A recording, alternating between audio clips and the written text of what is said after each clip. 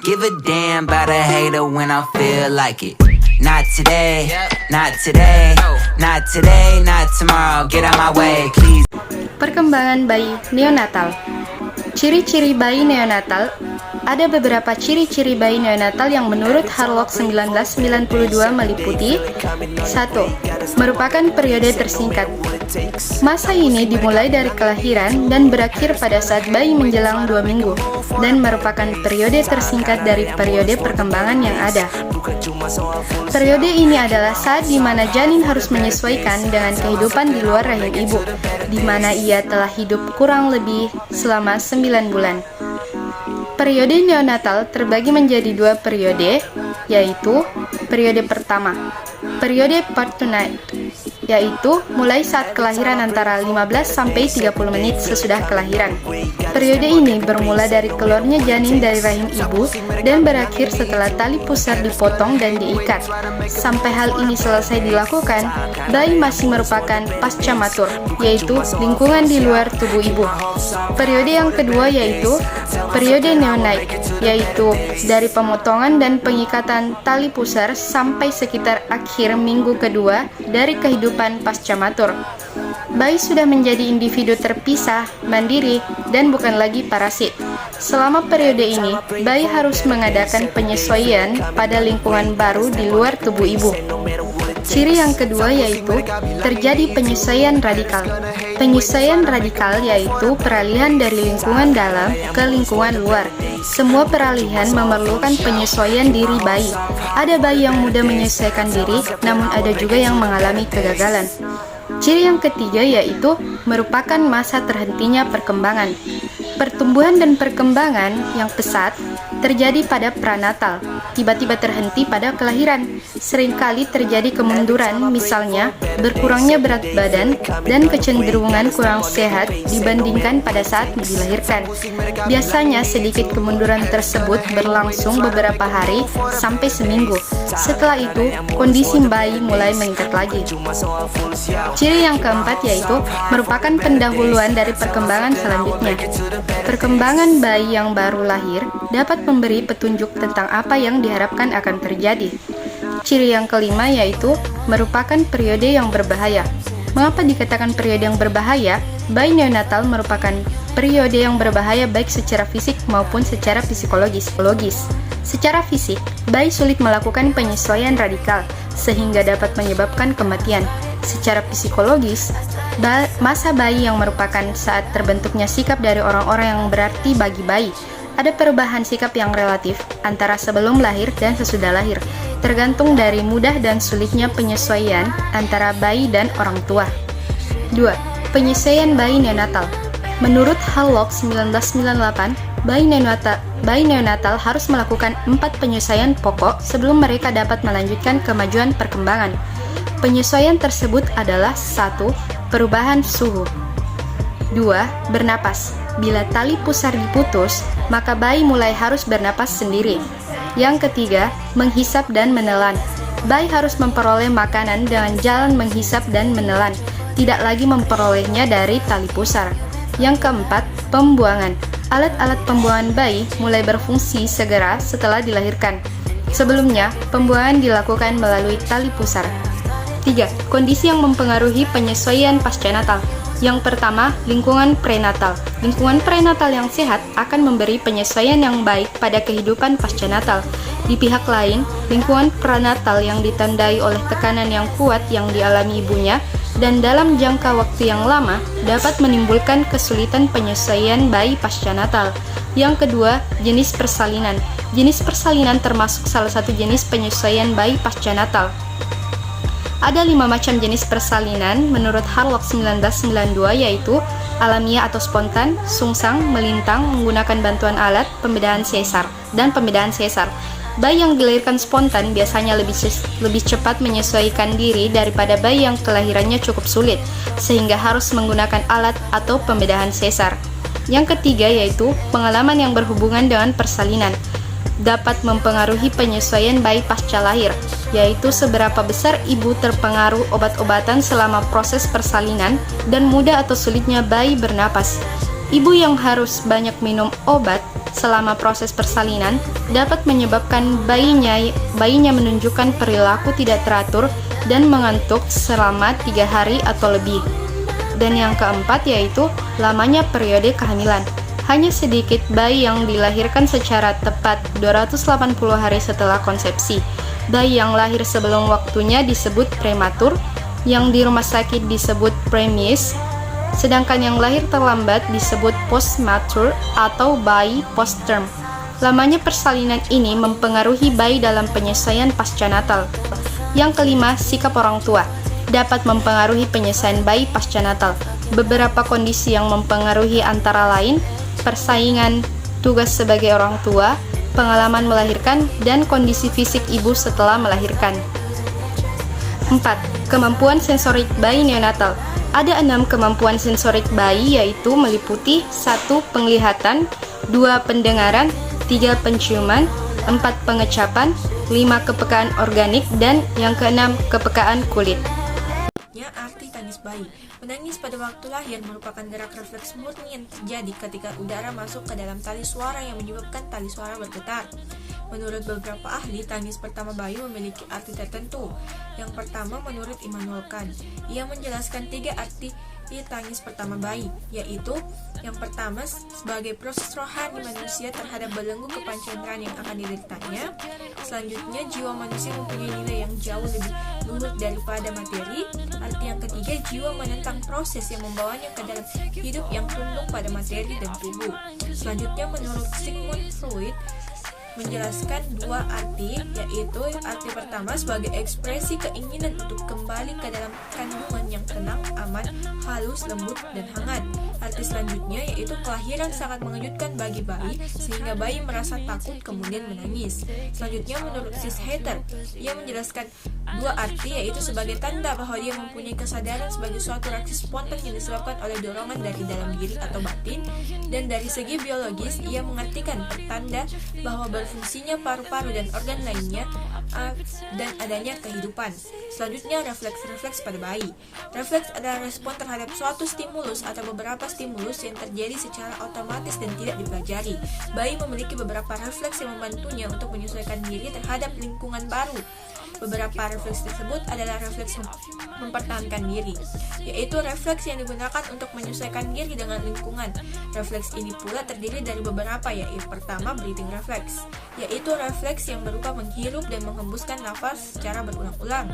Yang kedua, eye blink reflex, yaitu refleks berupa menutup dan mengejapkan mata. Yang ketiga, yaitu pupillary reflex, yaitu refleks berupa menyempitkan pupil mata terhadap cahaya terang atau membesarkan pupil mata terhadap lingkungan gelap. Yang keempat, routing reflex, yaitu refleks berupa memalingkan pipi ke arah rangsangan sentuhan. Selanjutnya, sucking reflex, yaitu refleks berupa menghisap benda-benda yang ditempelkan ke mulut. Selanjutnya, swallowing reflex, yaitu refleks menelan yang memungkinkan bayi memasukkan makanan. Selain refleks mempertahankan diri, ada pula refleks primitif atau subkortikal, yaitu refleks yang dikontrol oleh area subkortikal otak dan secara perlahan-lahan hilang pada tahun pertama kehidupan seiring cerebral cortex mengarah dan mengontrol perilaku. Refleks ini pula terdiri dari Babinski reflex dan grasping reflex. Babinski reflex yaitu refleks berupa jari-jari kaki yang mencengkramkan ketika bagian bawah kaki diusap. Sedangkan grasping reflex yaitu refleks berupa jari-jari tangan mencengkram benda-benda di sekitar yang disentuhkan ke bayi. Selanjutnya, tugas-tugas perkembangan. Tugas-tugas perkembangan merupakan tugas-tugas yang harus dilakukan oleh seseorang dalam masa tertentu sesuai dengan norma-norma masyarakat dan norma-norma kebudayaan. Menurut Harvey Gurst, dalam Harlock 1992, tugas-tugas perkembangan muncul pada saat atau sekitar periode tertentu dari kehidupan individu yang jika berhasil akan menimbulkan rasa bahagia dan membawa ke arah keberhasilan dalam melaksanakan tugas-tugas berikutnya. Tujuan dari tugas-tugas perkembangan adalah sebagai pedoman bagi orang tua, guru untuk meningkatkan motivasi dalam mempelajari hal-hal yang diharapkan oleh masyarakat dan untuk menyiapkan anak dalam mempelajari harapan-harapan baru. Sedangkan faktor-faktor yang mempengaruhi tugas-tugas perkembangan antara lain perkembangan fisik, kekuatan dan energi, kecerdasan, kesempatan untuk belajar, bimbingan belajar, motivasi belajar, dan kreativitas. Adapun tugas perkembangan untuk masa bayi adalah yang pertama belajar makan makanan padat, yang kedua belajar berjalan, yang ketiga belajar bicara, dan yang terakhir belajar menguasai alat pembuangan kotoran. F. Perkembangan masa bayi. 1. Perkembangan fisik. Selama 6 bulan pertama, pertumbuhan terus terjadi dengan pesat, seperti pada periode prenatal, dan kemudian mulai menurun. Selama tahun pertama, peningkatan berat tubuh lebih besar daripada peningkatan tinggi. Berat badan bayi pada usia 1 tahun rata-rata 3 kali berat waktu lahir, dan rata-rata bayi memiliki 4 hingga 6 gigi susu. Gigi yang pertama muncul adalah gigi depan, dan yang terakhir adalah geraham. 2. Perkembangan intelijensi. Menurut Bloom, perkembangan intelijensi yang cepat dan intensif terjadi pada tahun-tahun pertama. Berdasarkan model yang didapat dari penelitian longitudinal, diketemukan bahwa pada umur 1 tahun dicapai 20% dan pada umur 17 tahun 100% perkembangan intelijensi. Penalaran yang selanjutnya adalah bahwa pada umur 4 tahun tercapai 50% dan pada umur 8 tahun tercapai 80% perkembangan intelijensi. Adapun konsep-konsep yang berkembang pada masa bayi antara lain: 1. Konsep ruang, 2. Konsep berat, 3. Konsep waktu, 4. Konsep diri, 5. Konsep peran seks, 6. Konsep sosial, 7. Konsep keindahan, 8. Konsep kelucuan. 3. Perkembangan emosi. Pola emosional yang lazim pada bayi meliputi kemarahan, ketakutan, rasa ingin tahu, kegembiraan, afeksi. A. Kemarahan, yakni bayi akan menjadi marah bila ada campur tangan terhadap gerakan-gerakan mencoba-cobanya. B. Ketakutan, yakni bayi akan menjadi ketakutan bila mendengar suara keras dari orang atau benda, situasi asing, ruangan gelap, tempat tinggi, dan takut binatang, atau takut terhadap stimulus yang datang tiba-tiba dan tidak terduga. C. Rasa ingin tahu, yakni ditunjukkan pada setiap mainan atau barang baru dan tidak biasa. D. Kegembiraan, yakni muncul oleh adanya kesenangan fisik. Misalnya, pada bulan kedua atau ketiga bayi akan merasa senang bila ada yang mengajak bercanda, menggelitik, mengamati, dan memperhatikannya. E. Afeksi, yakni setiap orang yang mengajak bayi bermain, mengurus kebutuhan jasmaninya, atau memperlihatkan afeksi akan merupakan perangsang untuk afeksi mereka. 4. Perkembangan bicara. Bicara merupakan sarana komunikasi, sehingga individu harus menguasai 2 fungsi komunikasi, yakni mengerti dan memahami apa yang dikatakan orang lain. Menurut M.V. Berry dan John Esenson, ada beberapa tahapan perkembangan bicara sebagai berikut: refleks vokalisasi, babbling, lulling, euphoria, true speech. 5. Reaksi sosial terhadap orang dewasa. Pada masa ini, bayi senang sekali bila diajak berhubungan atau berteman oleh orang lain. Misalnya diajak berbicara, bermain, dan anak juga sudah memahami atau menanggapi orang lain yang marah atau yang bersikap ramah. Beberapa perilaku penting yang sering muncul pada masa bayi antara lain: A. Imitasi, yakni bayi senang sekali meniru tingkah laku atau sikap orang-orang dewasa yang ada di sekitarnya. B. Shyness, yakni pada masa ini anak muda sekali merasa malu atau takut terhadap orang-orang yang belum dikenalnya. C. Dependensi, yakni anak tidak dapat hidup tanpa bantuan orang lain. D. Acceptance of the authority, menerima kekuatan atau kekuasaan yang melebihi dirinya, yang ada di luar dirinya. E. Persaingan dan resistant behavior, bertujuan untuk menunjukkan kekuatan. F. Attention seeking. G. cooperation behavior, manifestasi tingkah laku dapat diwujudkan dalam bentuk bermain bersama-sama temannya. 6.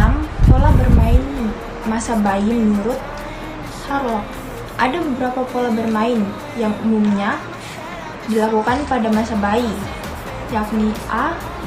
Sensomotorik, yakni bentuk permainan yang paling awal yang berbentuk berlaku mendang, gerakan mengangkat tubuh, bergoyang-goyang, menggerakkan jari jemari tangan dan kaki, memanjat, berceloteh, dan menggelinding. B. Menjelajah dengan berkembangnya koordinasi lengan dan tangan. Bayi mulai mengamati tubuhnya dengan menarik rambut, menghisap jari-jari tangan dan kaki, memasukkan jari-jari tangan ke dalam pusar, dan memainkan alat kelamin. C. Meniru. Dalam tahun kedua, bayi mencoba meniru kelakuan orang-orang yang ada di sekitarnya. D. Berpura-pura. Selama tahun kedua, kebanyakan bayi memberikan sifat kepada mainannya seperti sifat-sifat yang sesungguhnya. E. Hiburan. Bayi senang dinyanyikan, diceritai, dan dibacakan dongeng-dongeng. G. Implikasi di bidang pendidikan. Pada bayi dilahirkan, tidaknya bayi bernafas setelah lahir juga mempengaruhi penyesuaian diri. Bila terjadi gangguan dalam penyediaan oksigen untuk otak sebelum atau selama persalinan manusia, maka akan mati. Andai kata hidup pun akan menderita kerusakan otak sementara atau selamanya.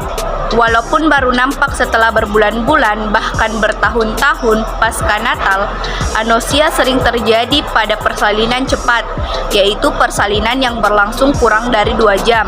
Karena bayi terlampau cepat dikenalkan pada oksigen dan belum siap untuk bernafas, Harlock 1998, jadi bayi membutuhkan perawatan dan pemberian kasih sayang. Di lingkungan perlu memberikan rangsang motorik yang kontinu untuk membantu perkembangan motorik kasarnya dan motorik halusnya. Pemaksaan dan reaksi orang dewasa sekitar yang menolak dapat mengakibatkan kemunduran. Anak akan menjadi takut dan tidak bahagia.